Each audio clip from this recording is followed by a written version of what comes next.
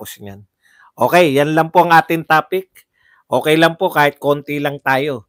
Pwede na po natin buksan ang ating himpilan sa inyong mga katanungan. Yan. Magtanong na po kayo at magbigay ng reaction. Diversionary tactics ang usapin sa China para makalusot ang Chacha, makaiwas sa pagsagot sa mas marami pang problema tulad na sobrang mahal na bilihin at marami pang iba. Okay. Dagdag pa dyan, Placido Pilosopo, ang problema nila, ayaw din ng ayaw ng mamamayan yung Chacha. Ayaw sa nagsusulong ng Chacha, ayaw din ng mamamayan sa Chacha. Ayan, tuloy lang natin yung talakayan dyan sa Chacha. Wala na po bang magko-comment? Pati pagko-comment, nagkatamaran eh. Okay. Hindi natin to natalakay kanina eh. Total, wala nagko-comment. Ituloy na lang natin dito sa Chacha.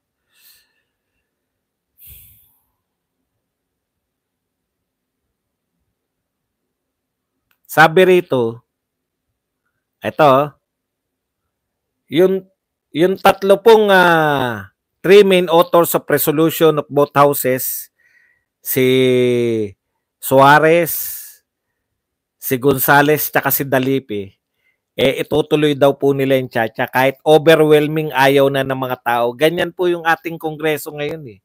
No? Kahit po ayaw na ng mamamayang Pilipino, itutuloy po nila dahil gusto nila eh. Wala po silang pakialam sa kagustuhan. Biruin nyo 88%. Halos siyam sa bawat 10 Pilipino ayaw ng Chacha. O, yan lang po ang ating topic. Magbasa na po tayo. Yan. Kuya Badong, 592 viewers. Konti ka na lang. Laos na tayo. Okay lang yun. Wala na akong pakialam niya. Bakit tayo ng mga Pilipino na mag-people power na yung bangag talaga yung presidente? Alam po ninyo.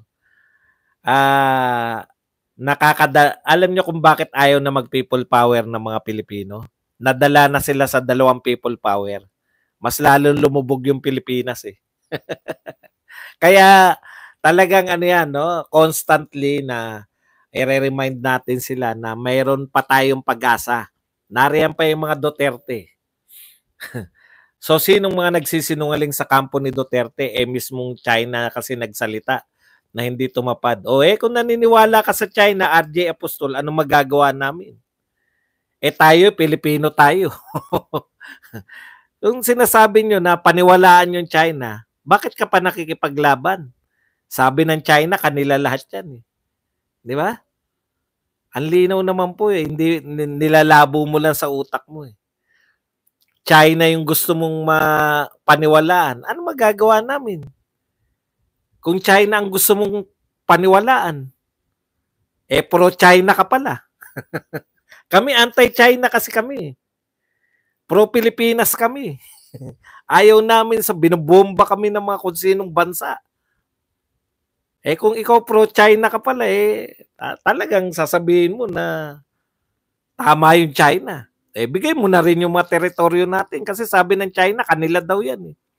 Kung ganyan din lang, huwag nyo nang iboto yung mga ganyang congressman. Markahan po natin.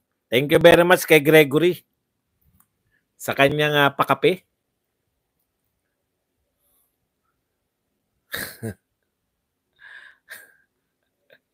Sabihin na naman ito. Na-hocus-pocus na naman kayo ni Badong. Orbilita Vitalia. Saudi Arabian Real 799. Pinakita na ni Maharlika ang pulboronic ni PBBM. Partial pa lang, wala pang video. Di, abangan lang natin. Wala namang problema dyan. Pong problema dyan eh. Abang-abang lang kay Maharlika. Ano ba naman yan?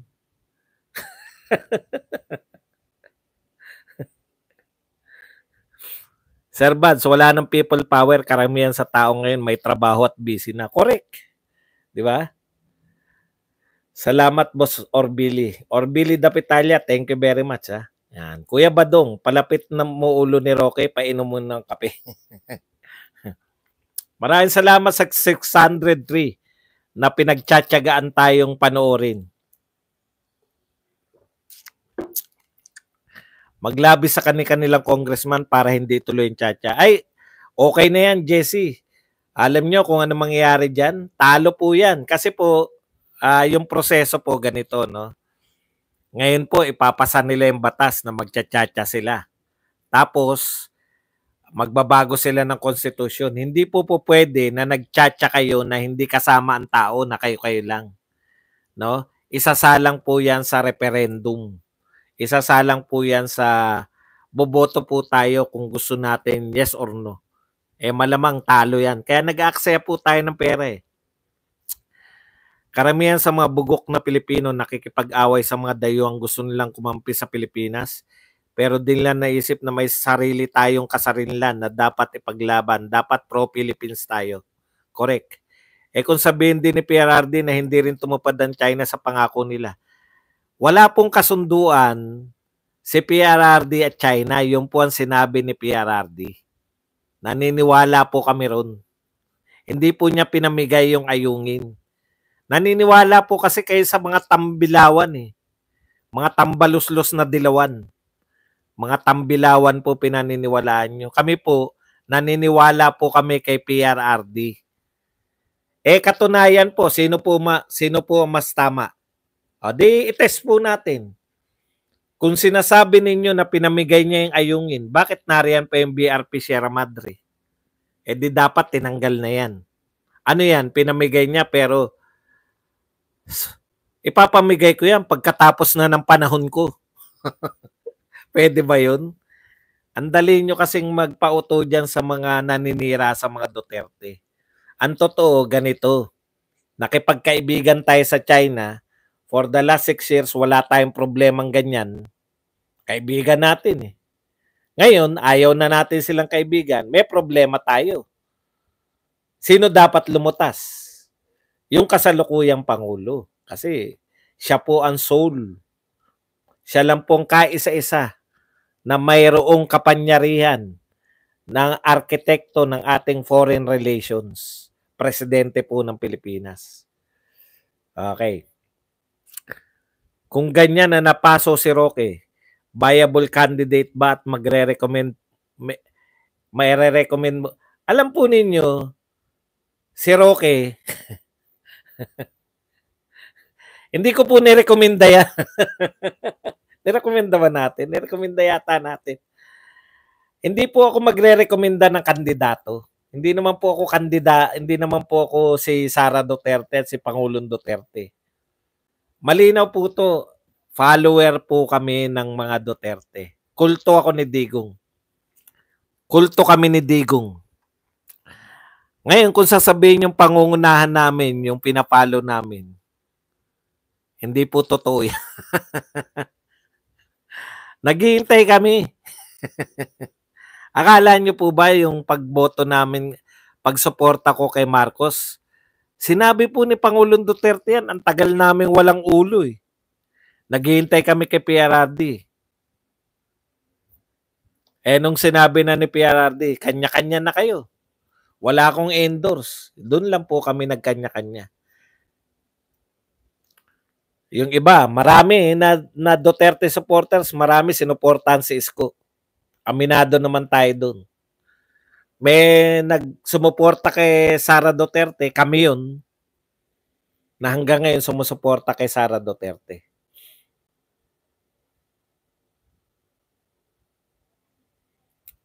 Boss, inggit lang sila sa'yo. Bakit naman mainggit eh? Ang onti na nga na nanonood sa akin.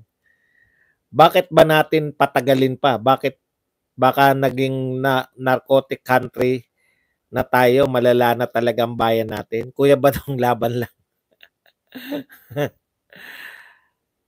Magsasabay po ba barangay election next year? Ano po ibig niyo sabihin na magsasabay po ang barangay election? Saan po? Saan po magsasabay? Alam ko po may barangay election. Hindi ko po alam kung ano po yung gusto nyong isabay sa barangay election. Ayusin niyo po, sino po yung sasabay sa barangay election? Ano po? Magsasabay po ba barangay election next year? Hindi ko po alam yung gusto niyo sabihin. Watching from Israel, Justice Carpio versus Badong Gatong. Di po ba? Teka muna, di ba katatapos lang ng barangay election? Hindi ba?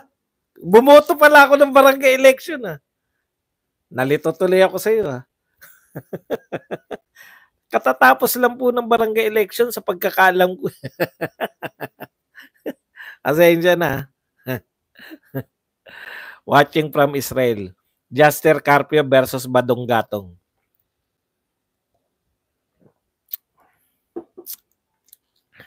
Wala na ng chacha tapos 88% po. 88% ang ayaw. Di ba tapos na yung barangay election?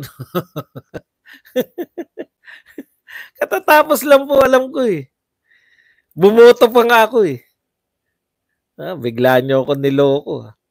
Tama yan, Boss Bads. Huwag ka magpapapulyo tulad ng ibang vlogger. Stay genuine and orig. Ano yung status ko na sinasabi ni Roque? Yun daw yung gentleman's agreement. Walang galawin sa area. Kung kayo po ay ngayon lang po kayo nakapasok. Ito po, no? Sinabi po ni Panelo, nakausap niya ng 2 beses si Pangulong Duterte. Sa 2 beses po nakausap niya, ngayong Holy Week, nakausap niya ng 2 beses. Siyempre, tatanungin ni Panelo yan. Sa 2 beses niya nakausap, dininay ni Pangulong Duterte na meron siyang gentleman's agreement with China. So, tinanong si Panelo, ang tingin niya, Panelo, yung mga nagsasalita na may gentleman's agreement, gusto lang i-promote yung kanyang sarili. Tapos, dagdag pa, yan ang problema, yung pinagkukunan ng mga kritiko ni Pangulong Duterte, no? Yung mga pinagkukunan ng mga nagba-black prop kay Pangulong Duterte ay supporter ni Pangulong Duterte. Yan po yun. Sana malinaw So sa madaling salita, para sagutin yung Koji Bago, walang kasunduan, walang status quo, walang gentleman's agreement na namagitan kay Duterte at kay Xi Jinping. Tama boss, nag-antay tayo. Ernie Gamboa, Boss Bad, si BBM Soul sa gera. Paano binigay ni FPRRD yung Balanggiga Bells na 121 years na? Binawi ni FPRRD.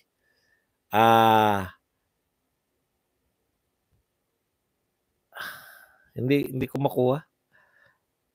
Binawi po ni PRRD yung Balanggiga Bells na ginawa pong trophy. Ito po yung istorya niyan eh. No? Konting istorya po dyan sa Balanggiga. Hindi ko po alam kung sino yung mga taga-Samar. Samar yan, no? Kung hindi ako nagkakamali. Yan po, malaki po ang pagkatalo nila dyan sa Samar. Kasi, ginimikan po sila. Yung mga sundalo pong Amerikano dyan, no? Akala nila, dahil sumuko yung Samar, pinainom sila, inuman, no? Akala nila yung mga nakasuot na pambabae, mga babae talaga. Nung lasing na yung mga Amerikano, yun. Inano po yung mga Amerikano dyan ng mga Pilipino. Yan po ang isa sa mga malaking pagkatalo ng mga Amerikano sa Pilipinas. Sa galit po ng mga Amerikano, nag-utos po yung kanilang pinuno at that time na wala kayong ititirang buhay dyan sa Samar. Massacre po lahat ng Pilipino. Kasi nalagasan sila eh. Kaya ang dami pong bayani doon, yung mga tumira doon sa mga Amerikano na yan. Parang bilang token, bilang trophy ng kanilang panalo, dinala nila yung Balanggiga Bells na yan sa Amerika. Yan yung trophy nila. Sa kanilang pagkakapanalo, sa kanilang pagmassacre sa mga taga-Samar. Ayan po ang istorya niyan. Nung Pangulo na si Duterte, dahil marunong po siya sa history, binawi niya po sa mga Amerikano yung Balanggiga Bells na simbolo ng resistance ng mga Pilipino laban sa mga Amerikano. Kaya ang ganda po niyang istorya na yan ng Balanggiga Bells. Napospon ba yung barangay election? Natuloy po yung barangay election. Pasensya na ha. Medyo nire-reconcile ko yung utak ko. Alam ko bumoto ko eh. Bumoto ko sa barangay eh.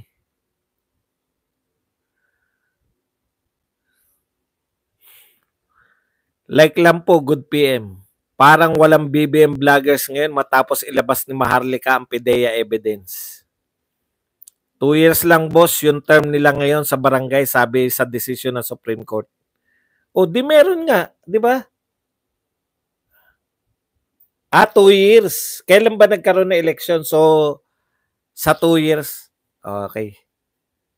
Ngayon ko naunawa. Nalilito na ako sa mga peche. Maraming salamat kay Cardong Catman. Solid DDS. Barangay election at local kasi nga napospone. Kadalasan po, hindi nga po napospone yung barangay. Alam ko natuloy. Solid Duterte talaga si Sir Badong. Solid bulag pa rin. Bulag ako? Bakit mo naman nasabi yun? Nabulag ako. Walang katotoran yung ano mo eh. Ako, okay lang ako kontrahin eh. Pero yung mga patawang ganyan, pinagtatakpan nila yung si Trillanes ay nakialam sa usapan ayungin. Tanong ni Fidel Ramos, 11 times na pumunta si Trilling sa China na secret ang negosasyon. Isa pa yan. Si ano po yan? Hindi po si Fidel Ramos yun.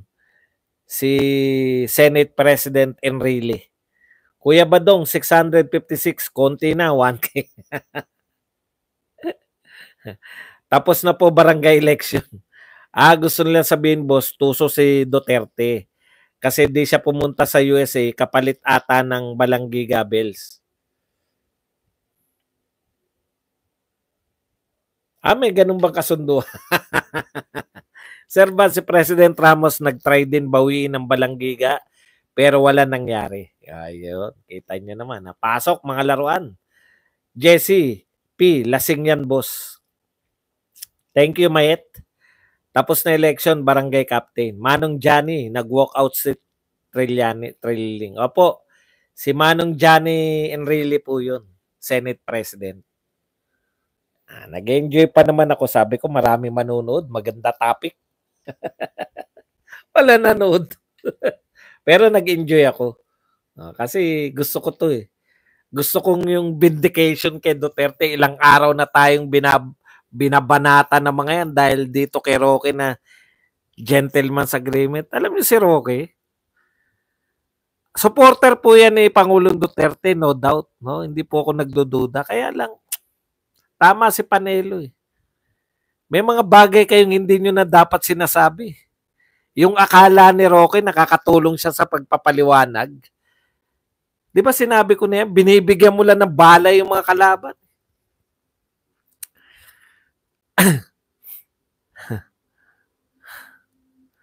Idol Sir Buds, Rian San Jose. Manong Johnny, nag-walkout si Trilling. Midterm election ay sa Mayo ginaganap. Barangay election naman ay October, kaya hindi sabay. Late na ako. Yan. Usapang bading kasi. Usapang bading?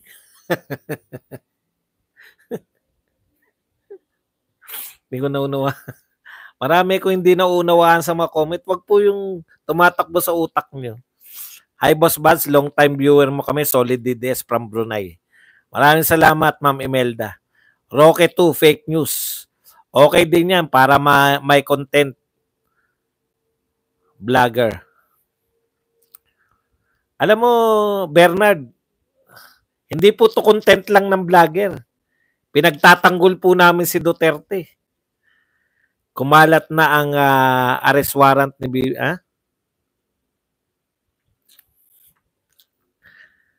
Hindi ko alam kung bakit magkakaroon ng arrest warrant. Comment po tayo. Pwede po kayo magtanong sa mga hindi nyo po naunawaan.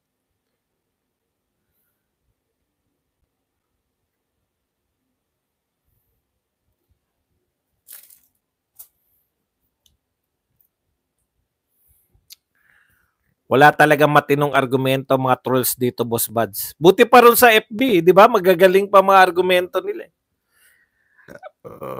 Kung di pa ako nag-check, boss, hindi ko pa malalaman. Talagang ganun eh. Pinagkakaitan na tayo ng views. Masyadong artistahin politiko, yan si Roque.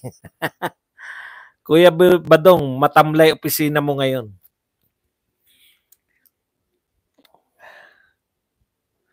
Tumatamlay ka ba? Pahinga ka muna sa kanunod. Matamlay ka na pala eh.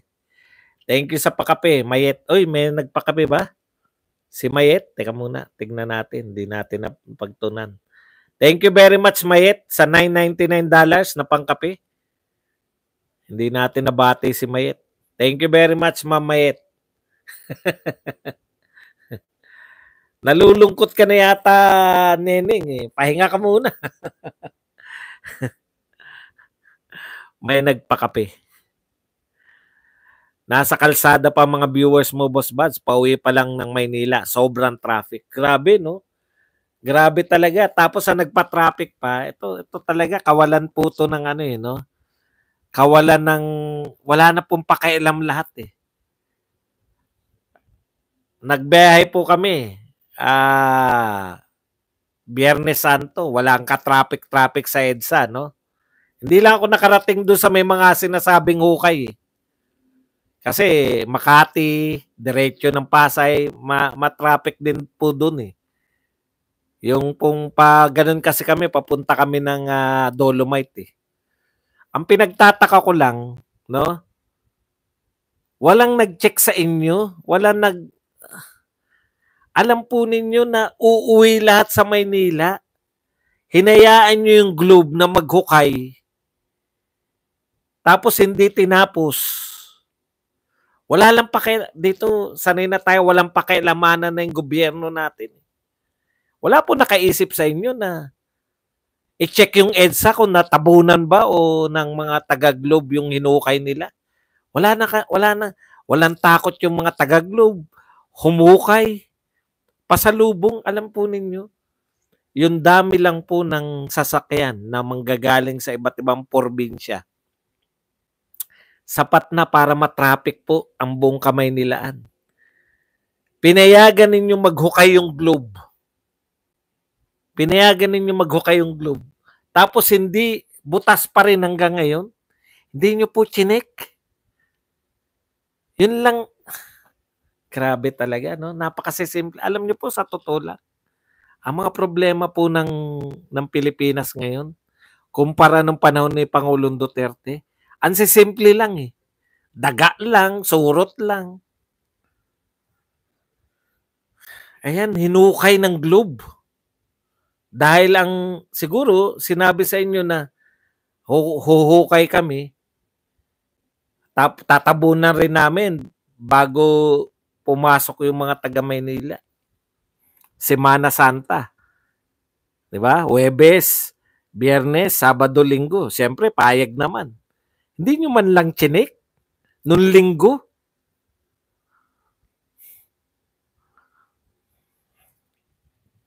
Wala na talagang, parang hopeless na rito sa ano na to.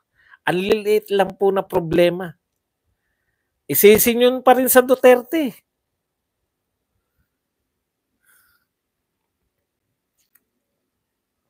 Salamat, Boss Gregory, sa padoble. Oy, may padoble pala si Gregory. Oh. Thank you very much sa padoble, Gregory. Salamat, boss. Bakit wala notification? Wala tayong magagawa eh. Ayaw na akong bigyan ng Ganon din sa akin, Miss Sunny, kaya late ako kung hindi pa sinabi sa akin ni Sir Roger. Meron yan timetable na dapat tapos na, tapos ang katutak na fines. Okay. Walang takot na ngayon yung walang takot sa gobyerno ngayon. Hindi nyo ba napupuna? Wala na po nagsosorry. Nag-brownout sa NAIA. Wala lang. Brownout eh. Tiis na lang kayo. Magpaypay na lang kayo dyan. Dati national issue po yan pag may brownout po sa ano eh, sa NAIA. Sa dami po ng brownout na NAIA, wala na pong pakialam. Brownout ba? Paypay lang. Ay may surot ba? Tanggalin na yung mga puwan na yan. Total, tinatambayan lang yan. Tinutulugan lang nga yan. Ang sama po nung dating sa akin nung ang sama po ng dating sa akin nung ano eh, nung tinatambayan lang, tinutulugan lang yung mga upuan sa NAIA. Ano yung tambay ka? Papalipas ka ng oras? Dayo kaya ako sa NAIA. Anong gagawin mo sa NAIA? Tatambay ako, matutulog. Talaga?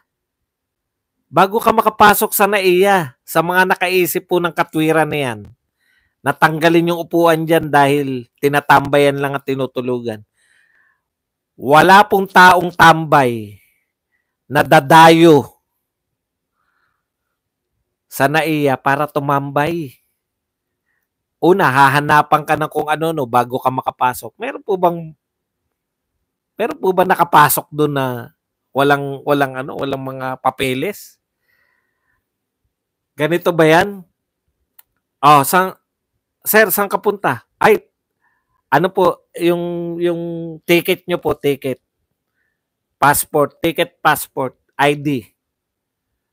Ay, wala akong passport at ID. Wala akong ticket. Hindi naman ako alis eh. Tatambay lang ako. Saan ba yung mga upuan dyan na makatulog? Kalokohan. Kaloko.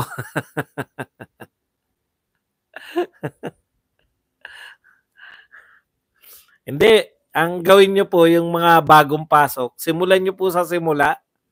Kasi maganda po talakayan natin. Nagsalita na po. Yung mga ngayon lang nakapasok dahil wala notification, nagsalita na po si Pangulong Duterte. Wala pong gentleman's agreement. Kaya po yung mga pinagsasabi ni Roque, talagang binigyan niya lang ng bala yung mga kalaban ni Pangulong Duterte. Hindi naman po ako naniniwala na anti-Duterte si Roque. Sa kagustuhan niya na makatulong kay Pangulong Duterte sa pagpapaliwanag ng mga bagay-bagay. Actually, nabibigyan mo ng bala yung mga kalaban. Kita mo lahat ng atake. Carpio, De Lima, Trillanes, Ontiveros. Lahat ng mga umatake, kinukote si Roque na may gentleman's agreement. Si Bautista patawa-tawa lang. Yun nga eh. Yun yung masakit eh. Sinalubong tayo ng traffic, may mga hukay sa EDSA. Lilipas din yan. Ganun tayo si nanay. Huwag nyo nang problemahin yan. Lilipas din yan. Doyo Omega, thank you very much sa 5 Hong Kong dollars. Yan.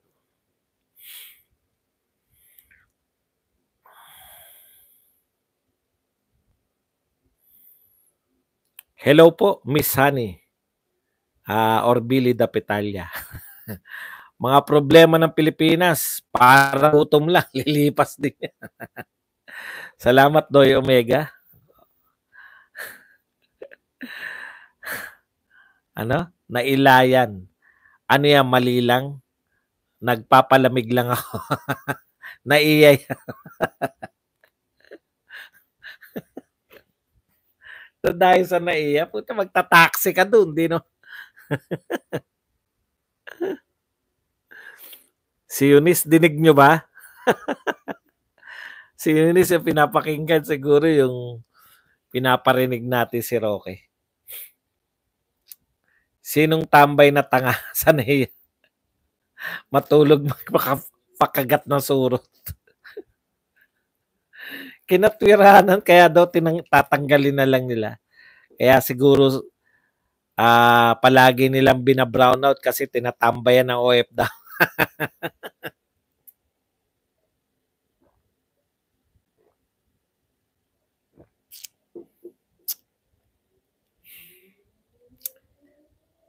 Zumidsul Tiamban. Sir, di mo po binabasa comment ko. O, di dapat nabasa ko na yung comment mo. Si Roque, security guard, di natutulog. Humingi na lang si PBBM ng warship sa Amerika para pwede na sila makipaggera sa mga inchik. Hindi po pwede yung sila. Kasama po tayo pag nagkagera. Anong palagay mo? O, yung mga supporter po ni Pangulong Marcos, gera na. Sige, lusob na po kayo. Kami po dito. Hindi po ganun.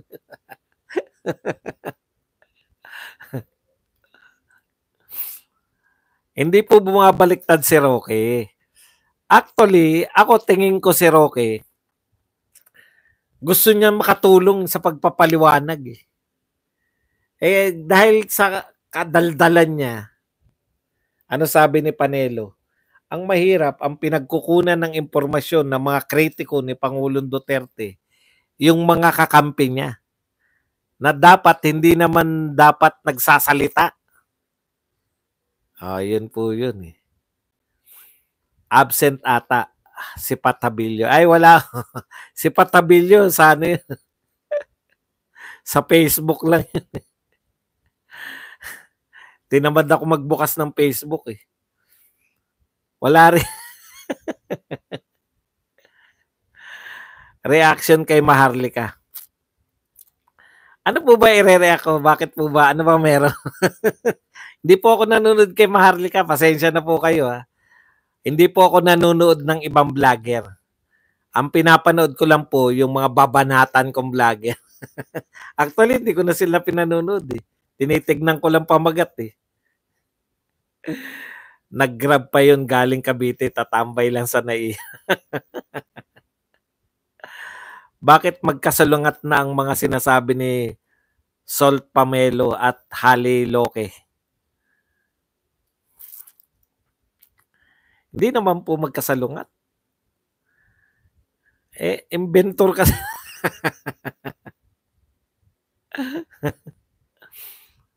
Ay, hindi po. Huwag nyo sabihin na nakareceive lang ng pledge. Yung ate po, binigyan po sila ng certificate na land ownership. Dapat pwede nila ipaglaban yun. Ewan ko kung bakit hindi nila.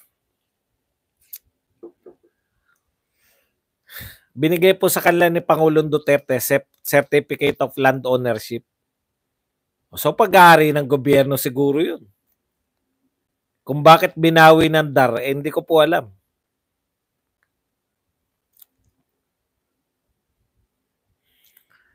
Nilabas na ni Maharlika ang documents galing PDEA. O di ayos. Yan pala yung gustong-gusto nyo sabihin na Maharlika PDEA. Hindi ko po nakikita, pag-aaralan pa po natin. Galing po sa PDEA na to, PDEA natin ngayon. Kala ko ba dininay ng PDEA?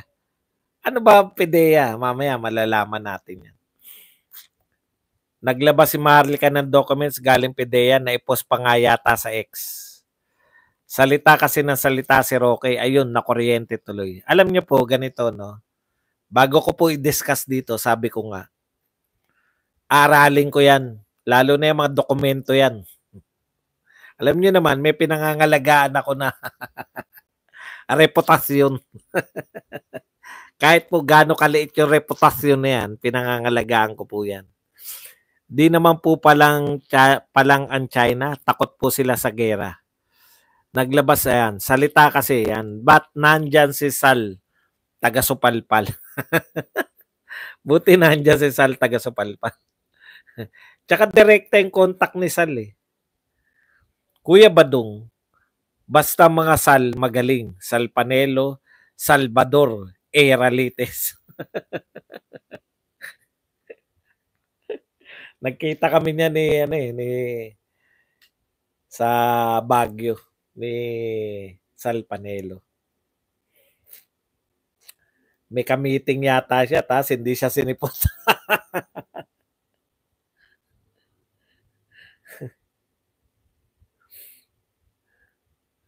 Nagpakilala ako. Vlogger po ako. Idol ko kayo. Kuya Badong, basta mga Sal, magaling. Yan. Meron pang isa. Yung doble Sal.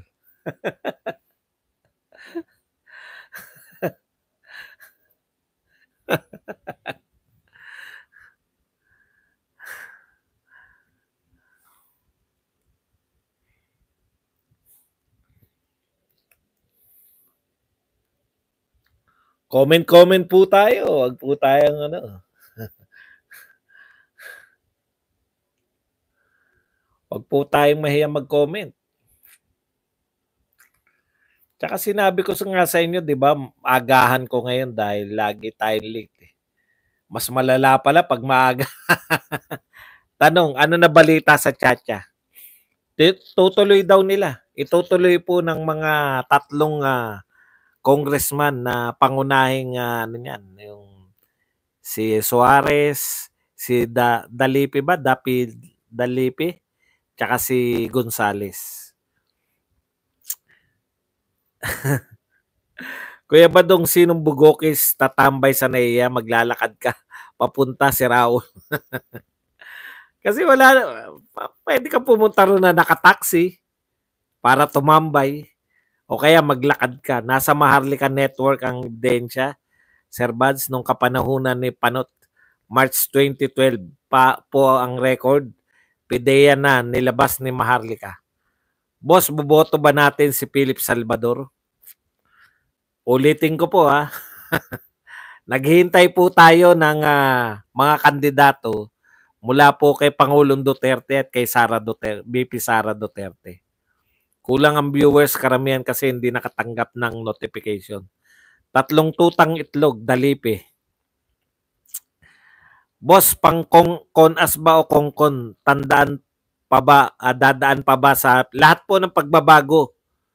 Lahat ng pagbabago ng konstitusyon, kinakailangan pong idadaan yan sa plebisito. Boss, sa palagay mo, magalit yung tao sa ebidensya ni Maharlika? Reaction po. Hindi ko pa po nakikita kung ano po yung sinasabi nyo. Report ng PIDEA noong March 11, 2012. Iboboto mo ba si Persida Almeda? O pag tumakbo po. Kasi sinabi yan ni sinabi yan ni Sara Duterte, VP Sara sa kanya na tutulungan niya si Attorney Persida. Siya pa lang yung nakita kong pinangakuan ni VP Sara na tutulungan.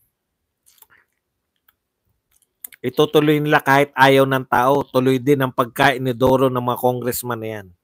Magkano naman ang gagastosin? Hindi pa lang po yun. Dito pa lang po, problemado na yan. Oras-oras na. Yan. Ano masasabi mo, boss, sa picture ni na Raffy Tulfo, PBBM, First Lady Lisa at Congressman Kua?